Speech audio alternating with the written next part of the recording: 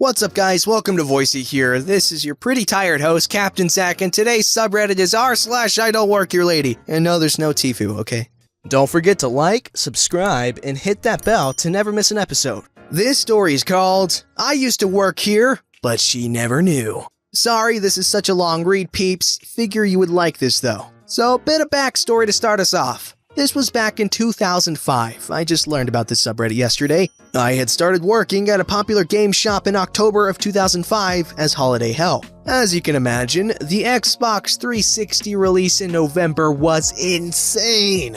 Consoles and copies of Halo flying off the shelves. In the ensuing weeks after its release, I saw many a return of the Xbox 360 console for the dreaded Red Ring of Death. 9 out of 10, this was caused by people just being extremely stupid with the console. Below is one such story. I should also note that I had a side business of repairing PCs and Xbox consoles, as the store often turned people away for being past the return period, 15 days. So I was making a tidy profit repairing the things for people that didn't want to wait for a warranty return and educating people on how to properly care for their consoles. And here is why this is an I Don't Work Here Lady story. My final shift had just ended. I was no longer an employee and turned in my lanyard.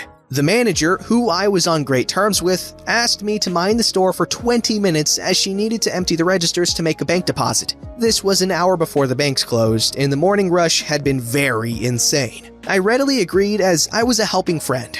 However, her bank run took nearly 50 minutes, which I was expecting. They get rushed near the end of day. Here's the cast. Me, manager friend, entitled Karen, nice kid. Fred, security. Greg, previously fired D-bag employee. Now on with the main story. I'm in the store, totally alone, and decided to reorganize the PS2 shelves, as customers usually can't tell that it was alphabetized before they start putting things back wherever they felt like. The shelves were along the back wall, which allowed the front entrance to stay in my peripheral vision. In walks what I now know to be a Karen. Cheap gold jewelry that makes a racket I can't even describe, typical haircut, knockoff shoes, resting bench face, and with as much plastic on her body as a Barbie doll. Don't get me wrong, I'm male. The right kind of surgery can really get my attention. She looked like a first year did her work. She has a large plastic bag in hand which she thunks down on the counter hard enough to dent the cheap wood top. I notice that she has about a 9-year-old behind her. The following conversation begins. Can I help you? Note, I already turned in my lanyard and I never received store-specific clothing, so I'm wearing a black button-down shirt, black slacks, black belts, and black sneakers. Hey, I'm overweight, I like black, very slimming. Yes, I want you to exchange this console for a new one. It stopped working. I actually don't work. I don't care if it's your department or not. Get over here and help me. Let me take a look and see what I can do. Fine, but I haven't got all day. Do you have the receipt? So at this point, she hands over the receipt, which is badly faded, but I figure out the console was picked up on release day, November 22nd. This was February 20th. Further, on inspecting the console, I notice a square spot directly under it that is sagged and very shiny. I notice entitled Karen is looking at the price-dropped Elite console bundle at the front, and Nice Kid is standing nearby, so I call him over. Hey kiddo, this your console? Uh-huh. Okay, can you tell me where you normally keep it? In the big room? With the couches and stuff? Uh-huh. Tell me, is there a vent in there where cold and hot air comes out? Yeah, but the game covers it up. Mama says it gets too hot in that room. At this point, I'm face-palming. Entitled Karen decided to use a $400 box of hot electronics to plug a heat vent. No wonder it stopped working and started to melt. Also, in the bag are 3 other games, besides Halo, all scratched to hell and back. I call over Karen.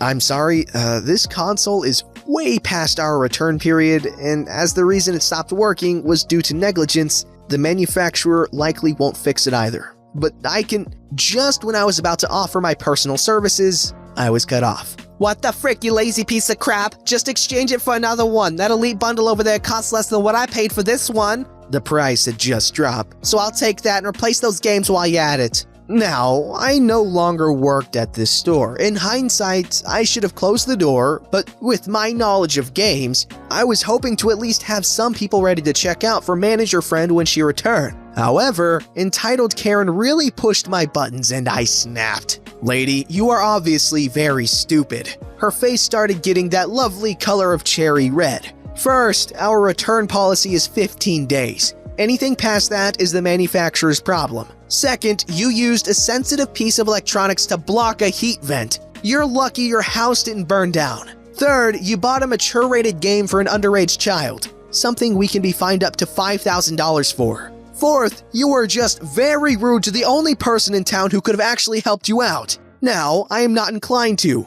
Get out. You can't talk to me that way. Give me your corporate number. I'm gonna report you and get you fired. At this point, I figured, what the hell? I've already finished working here. So I write down the corporate number on a piece of printer paper, and then the idea struck me. A few weeks back, we had a new seasonal guy who was just terrible. Rude with customers, knew nothing about what he was selling, and bossed others around. So I wrote his employee ID number on there. I only remember it because he forced everyone to memorize it to pump his subscription stats, even though he never sold a single one. Entitled Karen is screaming at me the whole 2 minutes it takes for me to write all this down. Fred comes running up to the front like a murder was going on. What in the hell is going on here? This employee was extremely rude and tried to assault me. Arrest him. Is this true, OP? Nope. You know where the camera computer is? Take a look. Last 12 minutes should do it. Camera? Do I really need to take a look at that footage, or will you calm down? She is to be escorted from the building. Here is that information you requested. Have a nice day. I'll have your job for this. And stomps out, practically dragging the poor kid behind her. Fred returns about 7 minutes later. What the frick was all that about, OP? Grab us some coffee and I'll tell you once manager friend gets back. Oh, and grab her one too. So Fred grabs 3 coffees and returns. Then manager friend walks in about 10 minutes later, spots the console on the counter, entitled Karen left it behind, and gives me that, "You have a good story, don't you?" look. I recount the whole thing. Manager friend is getting more horrified by the second, while Fred is practically rolling on the floor with laughter. At this point, I remind manager friend that I am already not an employee, and if it gets her out of hot water, she can say she already fired Greg. What does Greg have to do with this? Oh, well, as you can imagine, the lady was rather peeved. I would think so. And asked me for the corporate number and my name. So I gave her the number and Greg's employee ID number. It took almost a minute for that last bit to sink in, then manager friend busted out laughing. Well, Greg was a turd, but that was so wrong. What do you plan to do with the stuff she left? OP, can you fix that? Very likely. Why? To Fred, she says, I don't see anything on the counter. Now the ropes were turned on me. It took me a full minute to realize what she just said. So I quietly bundled up the whole mess and took it home. Turned out the only thing it needed was a new capacitor, which my brother installed. I suck at soldering. And a new fan. Ran great for years. Used my CD polisher to fix the games too. All in all, about a $550 severance package. I only remember all of this because she had me recount the tale to any new employees for years. It is burned very well into my memory. And the lesson here, be kind. The person you are talking to may be your only hope. Well, that might be true and all, but hey, listen to this. Leia was nice to Obi-Wan, and he was her only hope, and he ended up dead by the hand of her father.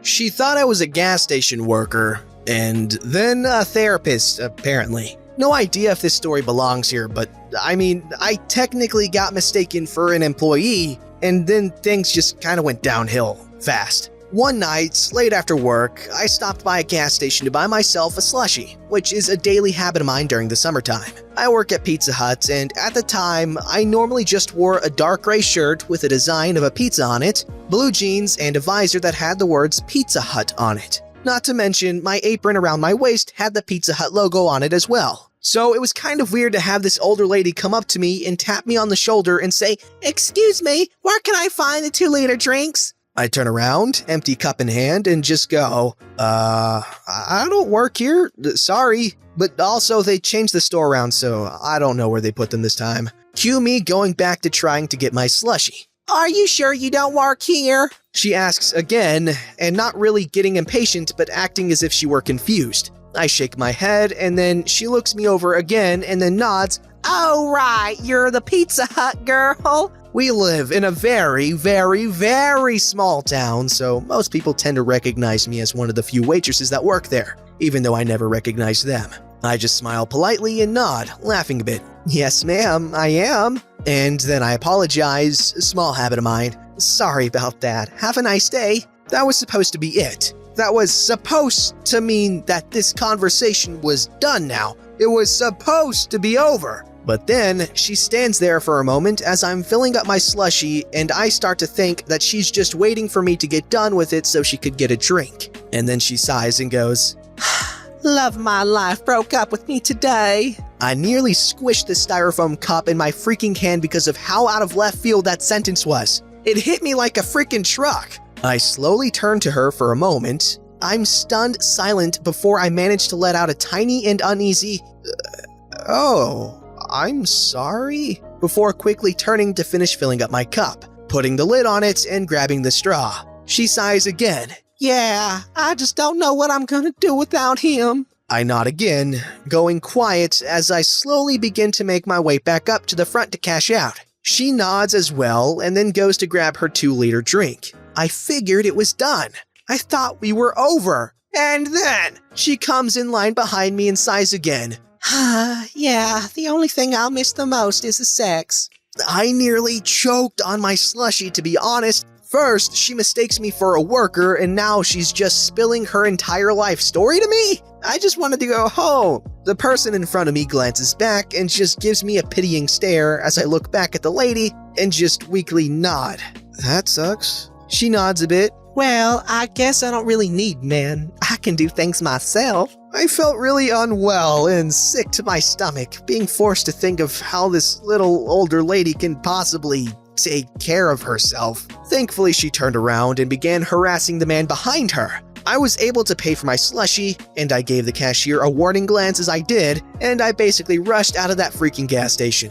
As I'm sitting in my car, all I can really do is laugh because that was absolutely the weirdest thing I've ever experienced in my life. It's been a couple of years since this happened. I wonder how she's doing, because I think about that experience a lot. Well, I'm definitely going to be thinking about that a lot too now. I'm kidding. Or am I? Okay, all jokes aside, I don't like when people do that. Don't open up to me right away, man. It's kind of weird. You know, I used to ask people what's wrong because people post on their stories all the time that they're upset and stuff, and it's like, well, I feel sympathy for them. That's why I'd ask what was wrong, but why do you feel the need to announce it to everyone? I'm not trying to bash you if you do, but I just kind of find it off-putting and I don't know. It's just weird and unsettling, and I'm sure most of y'all can agree, and everyone's gonna deny doing it, but then everyone does it. I don't do it. I'm kidding. I mean, I don't, but it's just a joke. This story's called I Do Work Here, Lady, and you can turn me in if you'd like. Mods, I read the rules and hope I'm not breaking them. Technically, I was not an employee of the university where this happened, but I was working for my father, the professor. The sub's theme of going off on the people over whom they mistakenly think they've got power should apply. My father was a university professor and I was in his graduate program.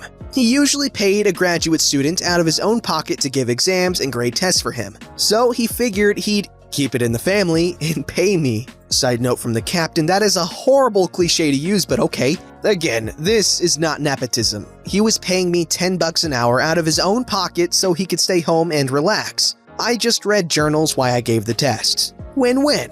In this case, he wanted me to give an exam for his graduate seminar midterm. He was very clear that he wanted me in there precisely at 7 p.m. to get all the tests down for the 7:10 start time. Grad students are a nervous bunch, was his mantra. I showed up at 6:50 and there was a class in there. At 7, it was still going.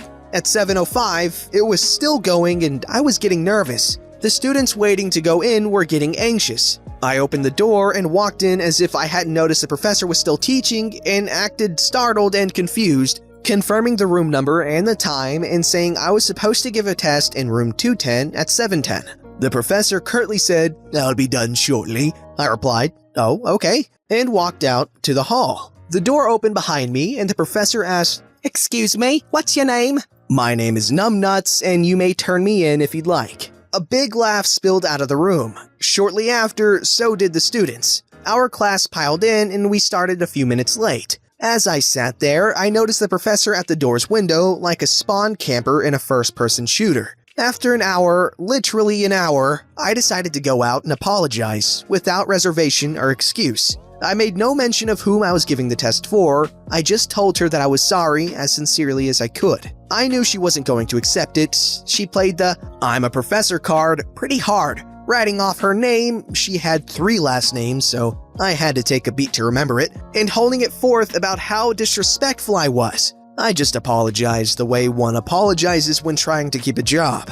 After the midterm, I went home. I was staying with my parents that year, which made dating one of my dad's students tough, but that's another story. I told Pops what happened, and he immediately got hung up on what she was doing there. There was no class scheduled in that room from 6 to 7. I made sure he knew exactly what I had said and how pissed she was. Pops just went back to what she was doing there. The next day, our family friend, a history professor and the resident troublemaker in the building, got a visit from the professor I pissed off. She asked, "Is Numbnuts your graduate assistant?" "No," he replied with a smile, picking up that she was on the warpath and seeing the whole picture right away. "Numbnuts is the graduate assistant of Professor Aching Nuts." Oh, The penny dropped. is he his son? Yes, our friend replied. Yes, he is. Oh, Smash cut to this professor multi-hyphenate last name in my dad's office, explaining why she was making his class late for a midterm.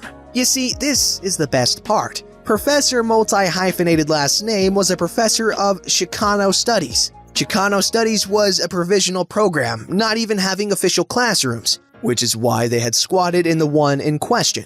Most importantly, the program was subject to annual review by professors in full programs, mostly professors that taught Latin American subjects. The head of the review committee was the professor who taught Latin American politics, and it was, of course, Dr. Aching Nuts. Pops and I had a good laugh after he recounted her tap dancing. I saw her in the hallway a few times after that, but she never made eye contact. She would have been much happier if she had just accepted my apology. Well, honestly, I'm kind of lost on this one. I don't understand why she got mad. Because he was just saying his name, because Numbnuts was the Reddit guy's username. It was kind of like saying OP, but I don't understand.